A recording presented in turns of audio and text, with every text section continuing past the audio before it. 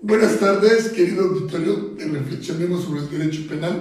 En esta ocasión vamos a conversar sobre un tema por demás importante, es decir, cuáles son esas salidas alternas, pero en la etapa inicial, cómo promover ante el Ministerio Público y quiénes son los encargados precisamente de mediar, ¿no?, entre las partes, para poder evitar todo ese trama tan engorroso que sería un procedimiento penal.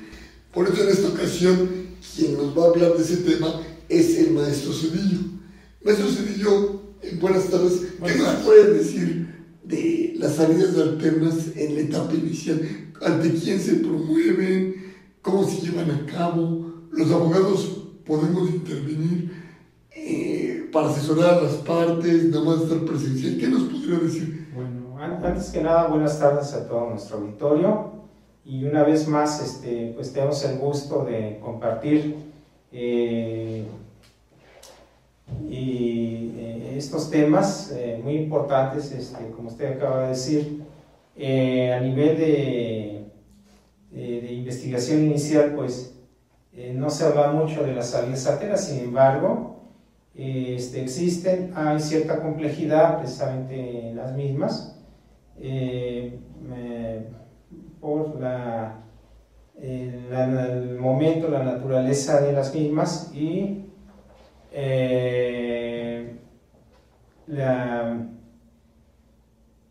la información que hasta el momento se tiene. Sobresale sobre todo de manera muy importante, doctor, lo que es el acuerdo reparatorio y los criterios de oportunidad, porque ya digamos, en la suspensión condicional del proceso, es una vez que se dicta la vinculación al proceso, y el procedimiento abreviado, pues igual ante el juez de control, y ya, pero ya estaremos hablando de otra etapa. Sin embargo, este acuerdo reparatorio y criterios de oportunidad pueden hacerse desde la parte de la investigación inicial, que desde luego también pueden hacerse valer ya en la judicializado, que sea en este caso la carpeta de investigación, pues ante el juez de control. Pero aquí resulta muy interesante esta parte, porque hay ciertos aspectos que se tienen que ponderar y observar. En el caso del acuerdo reparatorio hay que recordar que se puede hacer valer cuando se trate de delitos que se persiguen por querella o su equivalente,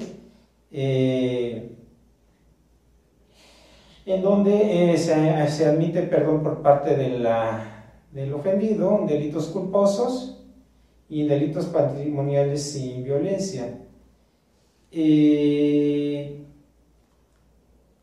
Aquí hay que partir del momento, de la etapa de la investigación, de los datos de prueba hasta el momento ya recabados, y que pueda dar lugar a este acuerdo reparatorio. ¿Por qué razón? Porque hay que recordar que tratándose, si bien es cierto que es una componenda entre el ofendido o víctima con el imputado, también es cierto que el Ministerio Público, quien es la autoridad de quien se va a celebrar el mismo, tiene que velar porque se den los buenos términos, no haya alguna situación de ventaja para alguna de las partes, sino que sea acorde a sobre todo una reparación integral del daño para la víctima. Fíjese, vamos a esa razón. Perdón, sí. Algo que nos preguntan mucho el auditorio es qué función tiene el Ministerio Público, el mediador, el conciliador, precisamente. Yo creo que aquí, más allá, yo creo que también, desde luego, la defensa tiene mucho que aportar en ese momento, para que se pueda llegar a buen puerto, pero el Ministerio Público, más que de mediador, tiene que advertir que se haga en los términos para que no se advierta alguna circunstancia desfavorable para alguna de las partes, sea víctima o sea para imputado.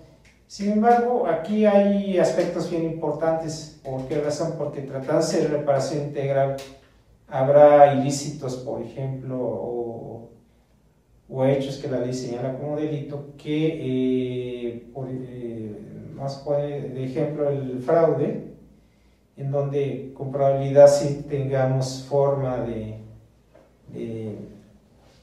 llegar a ese acuerdo, ya en el momento que, por ejemplo, se aportaron datos de prueba que adviertan el monto de lo defraudado. Creo que no tenemos mayor problemática ahí.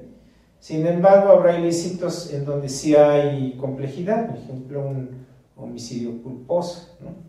En donde, desde luego, pues si bien es cierto que hay una indemnización para las víctimas en razón de la Ley Federal del Trabajo, también lo está de que pueden aportar datos como son, por ejemplo, documentales para acreditar los gastos funerarios, ¿no? Que pueden ser mayores a lo que establece la Ley Federal de Trabajo. Y otro apartado importante sería la cuestión de daño moral. Es un ejemplo, ¿no? En donde sí ya se tendría que generalmente se hace a partir de una opinión técnica de expertos en psicología que van a establecer la afectación psicoemocional de las víctimas. Entonces, muchas veces no se culminan los acuerdos reparatorios en esta fase porque a veces no se cuenta todavía con esa información, ejemplo del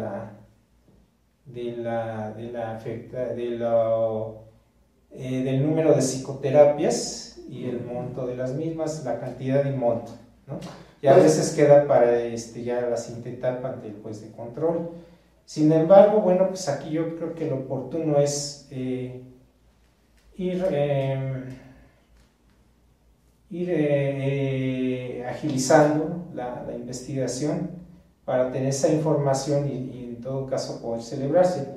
Como le vuelvo a repetir, habría que ponderar también dos aspectos para que no sea objeto de una impugnación, porque tratándose de que no se esté de acuerdo, se puede impugnar ante el juez de control. Y ahí es donde tenemos esta problemática que sí se tiene que ir viendo, ¿no?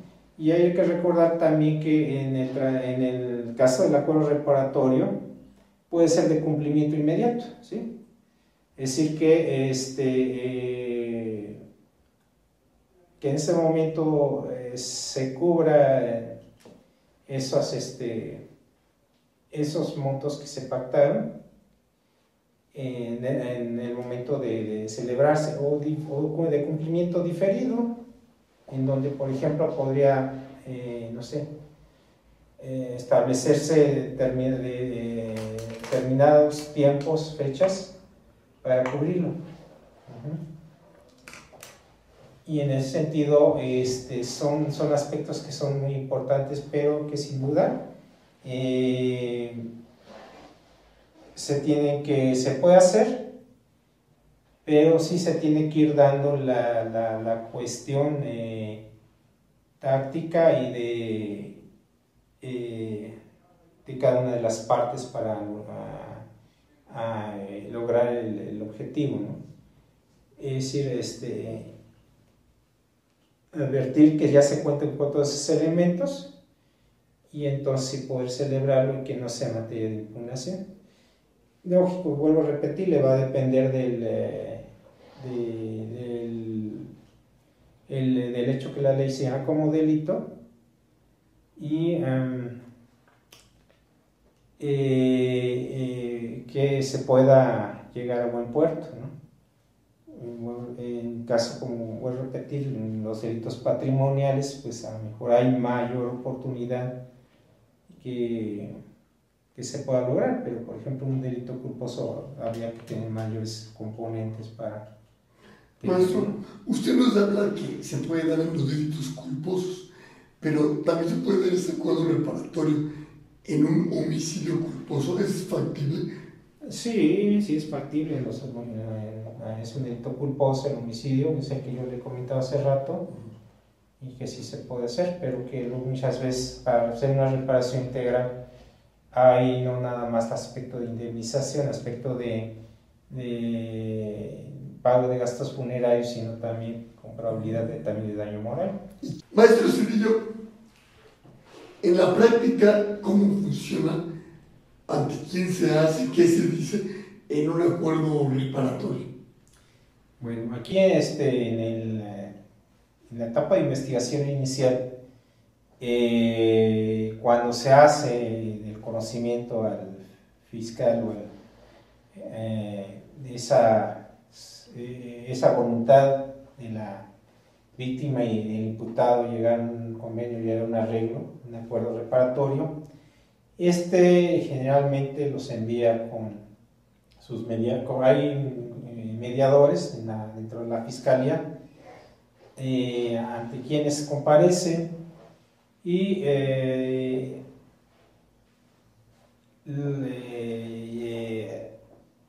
terminan por tener un convenio, es decir,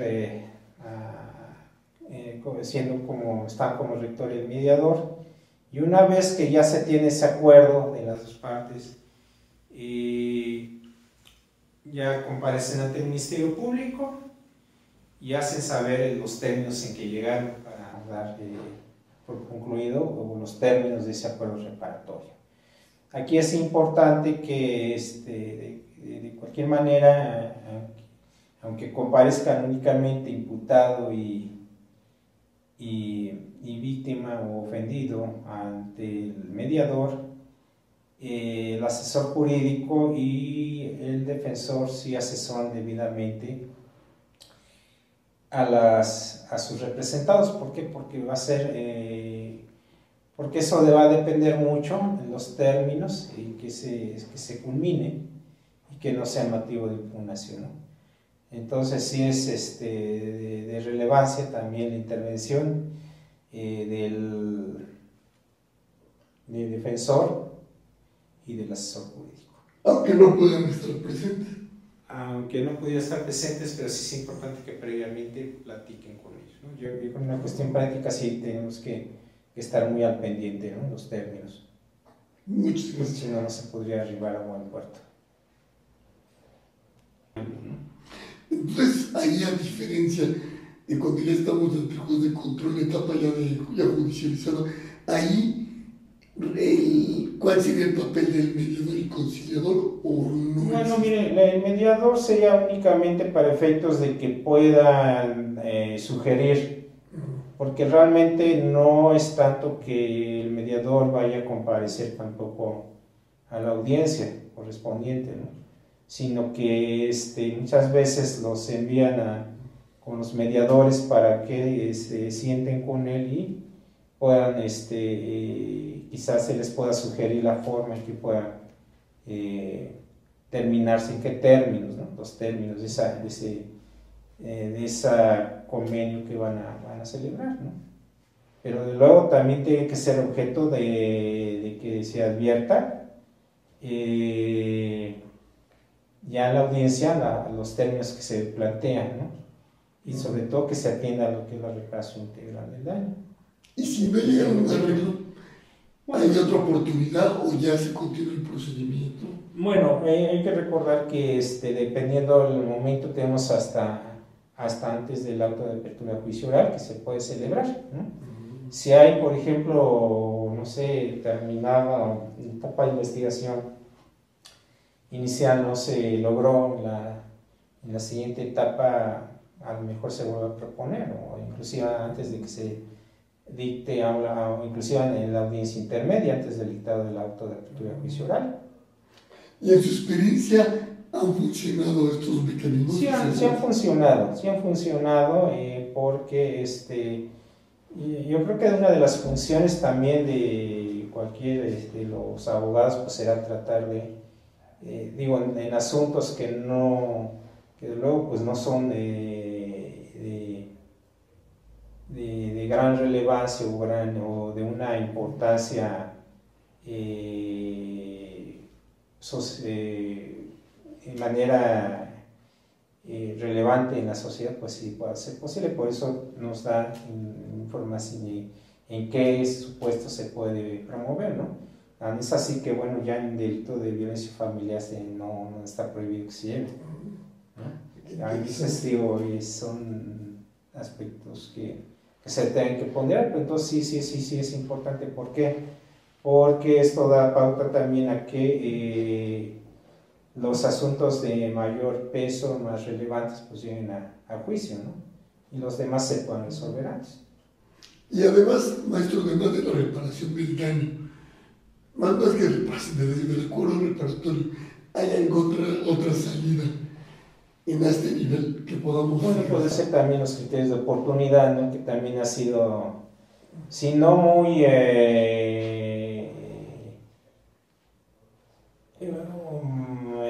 utilizado, pero sí se puede dar. Parece sí que ya en últimas fechas en asuntos relevantes a nivel político y mediático pues se ha hecho, ¿no? ¿Por qué? Porque el criterio de oportunidad pues son también diversos supuestos que nos marca el artículo 256 del Código Nacional de Procedimientos Penales, que se tiene oportunidad de aplicarse, ¿no?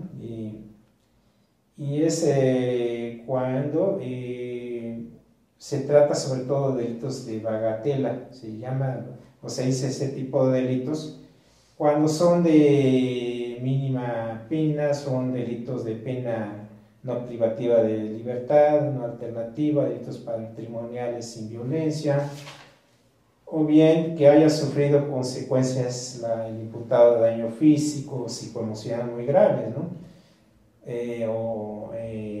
Y aquí pues recordémoslo, también hay asuntos muy complejos para el propio imputado, como poner un ejemplo, en un homicidio culposo en el que el imputado conduce un vehículo y a exceso de velocidad y se impacta con un árbol, un poste, etc. Y ahí viajaba el papá del imputado y a consecuencia de eso fallece, ¿no? Entonces, pues si bien ocasionó el deceso de su padre y podríamos decir como pues debería recibir una sanción, pero ya hay una afectación muy fuerte, ¿no? Muchas veces no solamente de esa que le pueda atormentar y que pueda afectarle de manera importante psicoemocionalmente pudiese ser, ¿no? Pudiese ser ese tipo de salida, pero aparte, sin embargo, hay un punto muy resaltable, ¿no? Y que es sobre todo el asunto mediático que le comento, cuando hay una aportación del imputado para la persecución de delitos más graves del que él cometió y que se comprometa a comparecer en juicio, ¿no?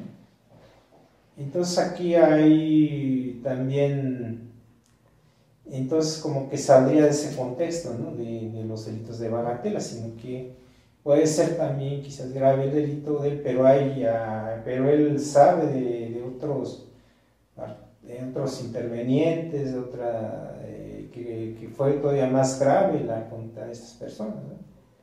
Y que puede aportar la información con el compromiso que en su oportunidad para que comparezca a juicio, ¿sí? Como testigo, ¿no? Muy bien. Maestro, una vez que ya tenemos el acuerdo reparatorio, o bien lo que comentaba la figura del criterio de oportunidad, ¿qué es lo que sigue? ¿qué hay que hacer para que se termine? Bueno, y en este caso, si por ejemplo en el caso del acuerdo reparatorio es de cumplimiento inmediato, pues se determina la extinción de la acción penal. Y en el criterio de oportunidad es igual, ¿no? Nada más acotando que en el caso del acuerdo reparatorio, si es de cumplimiento deferido hasta que se termine de cubrir la totalidad, esa reparación del daño de ese acuerdo, entonces ya se tendrá que dar por decretar la extinción. Y ese criterio de oportunidad o ese acuerdo reparatorio, ¿qué relación guardan, por ejemplo, con la extensión de investigar por parte del Ministerio Público? ¿Qué relación tendría? Bueno, es que acá en este caso, si se extingue la acción penal, pues obviamente ya no continuaría la investigación, desde luego, ¿no? ¿Por qué? Porque ya se llegó a una salida alterna que culmina y con que culmina ya el asunto. Entonces el Ministerio Público, el que lo va a determinar que estuvo bien hecho ese criterio de oportunidad o ese acuerdo reparatorio, es del Ministerio Público. Bueno, en el caso concreto, sí, salvo que haya impugnación, entonces ya sería objeto también de una revisión del juez de control. ¿De acuerdo? Sí, puede ser, ¿no? Puede ser, vamos a poner, si en el acuerdo reparatorio no sé, a lo mejor la víctima no está de acuerdo o lo impugna por no haber considerado, por ejemplo, el daño moral, lo impugna y podría ser esa impugnación, pues, y revisión, y probablemente dé lugar a que no fue acorde a derecho ese acuerdo reparatorio, ¿no? Y bueno, pues podría ser el criterio de oportunidad. También habría que ver los términos que determinó el Ministerio Público y sobre todo esa fracción, la quinta, cuando por ejemplo está aportando, ¿no?, información, qué tan fidedigna es, qué tan a lo mejor no hay ese compromiso, finalmente no compareció a juicio con esa calidad de testigo. Habría que ver muchas circunstancias de cada caso, ¿no?, en concreto, ¿no? Pero y comentarle que igual la violencia familiar tampoco pasa en el criterio de oportunidad, y los mismos delitos de libre desarrollo de la personalidad. Y delitos fiscales, lo mismo, o los que agraven el interés público. Sin embargo, hay esa excepción, ¿no?, que ya comentaba, ¿no? Y aquí en ese sentido me gustaría que nuestros amigos advirtieran los criterios que pues vamos a proporcionarles, y que les puedan en un momento determinado servir para en complemento esta plática que hemos tenido, que la jurisprudencia con número de registro digital 20-26-334, derecho humano a la reparación integral del daño, constituye una garantía estatal y un asunto de interés público, aún tratándose de acuerdos reparatorios que ponen fin a la acción penal. La tesis aislada 20-26-201, criterio de oportunidad, naturaleza y condiciones para la aplicación de los considerandos del Código Nacional de Procedimientos Penales, y la doctrina como de carácter ordinario. La tesis aislada 20-26-101, 99 criterio de oportunidad previsto en la fracción quinta del artículo 256 del Código Nacional de Procedimientos Penales, su naturaleza peculiar y aplicación excepcional basada en interpretación sistemática en asuntos judicializados en favor de quien ya fue vinculado a proceso por delito grave, ¿no? Entonces, como tal, pues sí hay esa oportunidad de hacerlo, ¿no? Y criterio de oportunidad, reiterando que no nada más en la etapa de investigación, puede ser también hasta antes de la apertura juicial. Maestro, ¿dónde encontraremos una cosa un asunto que surge con cierta frecuencia, que es el siguiente? Va una persona, incluso de la tercera edad, y sustrae algunos víveres, algunas mercancías, pero no todas son perecederas. Entonces, ¿qué pasa? Para efecto, se le va a investigar, puede tener un criterio de oportunidad, puede llegar a un acuerdo reparatorio. ¿Qué pasaría en esos casos que son muy comunes que ocurren? Bueno, yo creo que acá tendríamos más que nada ver si no hay algún escondite del delito. Es decir, o de antijuridicidad, dependiendo. Es decir, porque muchas veces, como me dices, son productos perecederos, habría que poner qué tipo de productos sean, a lo mejor son para que la persona coma, ¿no? Quizás hay un estado de necesidad, a lo mejor de su propia familia, un riesgo de que puedan perder la vida por inanición por falta de alimentos. Entonces yo creo que son muchos, habría que estar al caso en concreto.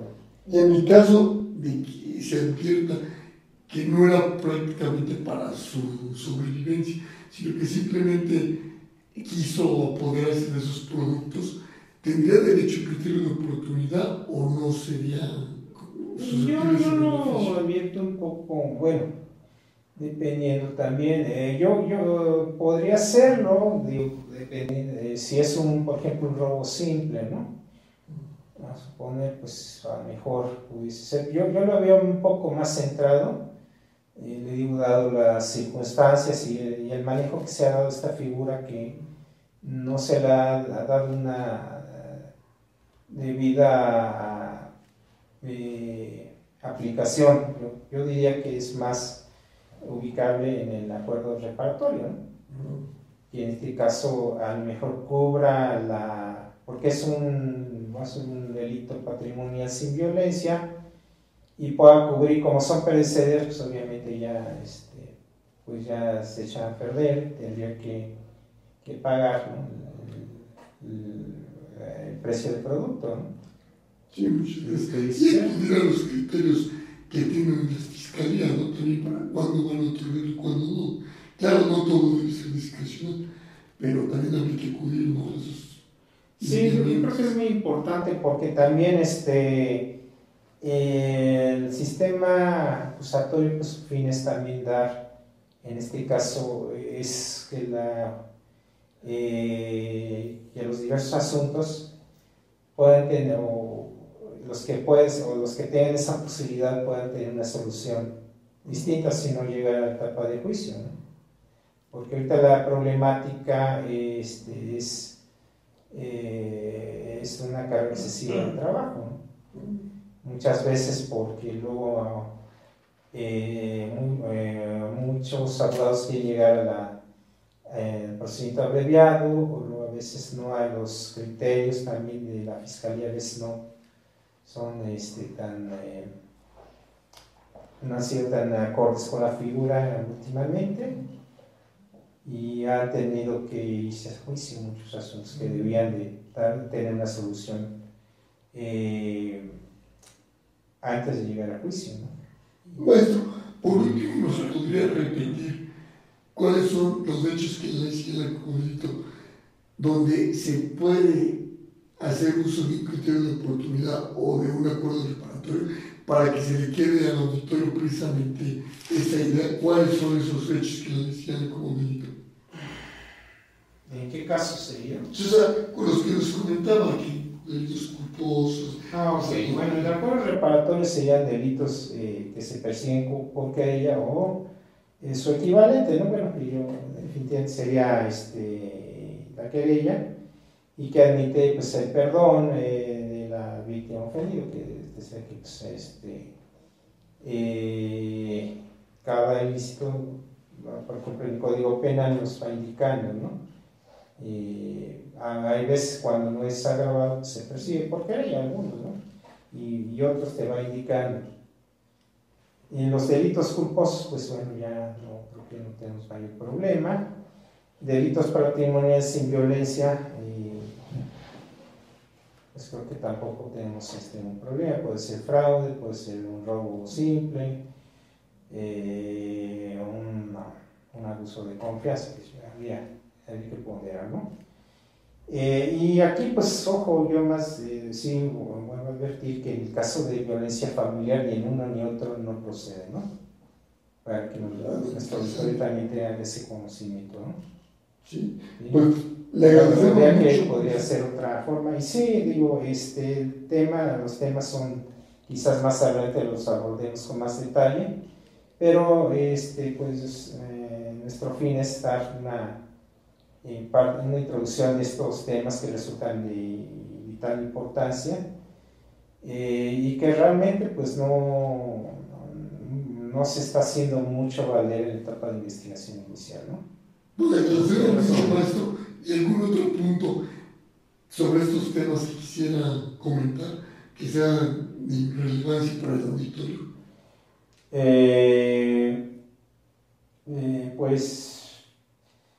Pues ya nada más recalcar que sí en ambos sí es importante el pago de la reparación de daño, ¿no?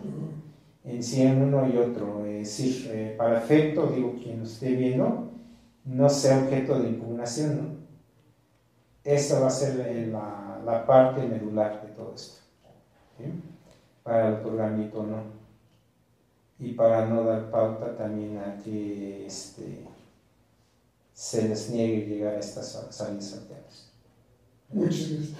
Como pueden observar, querido auditorio, apenas este es el arranque de lo que verán en Reflexionemos sobre el Derecho Penal, sobre cuáles son esas salidas alternas para podernos evitar todo un procedimiento penal. Y lo que más nos da gusto, como nos dijo el maestro Cedillo, es que sí están funcionando. Claro, como todo, se tiene que seguir perfeccionando ese mecanismo, pero está evitando que la mayoría de los asuntos lleguen a todo un procedimiento penal con todas las consecuencias negativas. Pues no me queda que invitarlos al próximo programa de Reflexionemos sobre el Derecho Penal. Hasta luego, maestro. Sí, pues sobre todo agradecerle el uso de la palabra, doctor, y sí agradecer a nuestro auditorio que nos está escuchando y pues decirles que próximamente daremos temas también de gran importancia y pues muchas gracias por todo.